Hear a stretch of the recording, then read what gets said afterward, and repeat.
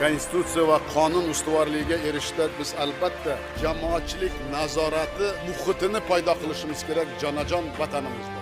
Agar shu jamoatchilik fuqarolarimiz befarq bo'lmasa, bu meni vatanim, meni mahallam, meni rayonim, meni shaharim, meni jonajon O'zbekistonim deb harakat qilsak, albatta hamma o'zgaradi.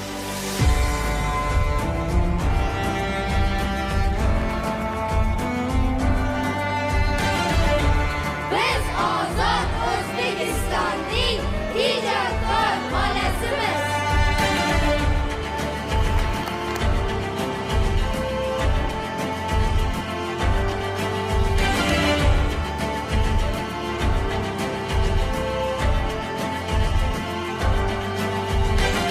Hammamiz bir bo'lsak, belimizni mahkam bog'lab, sabr, toqat bilan, matonat bilan, bilimimiz bilan vatanimizga, xalqimizga mehr, muhabbat bilan xizmat qilsak, albatta natijalar bizniki. Buyuk O'zbekistonni hamma qilgan niyatlarimizni birgalikda ko'rish hammamizga nasib qilsin. Sog' bo'linglar, salomat bo'linglar.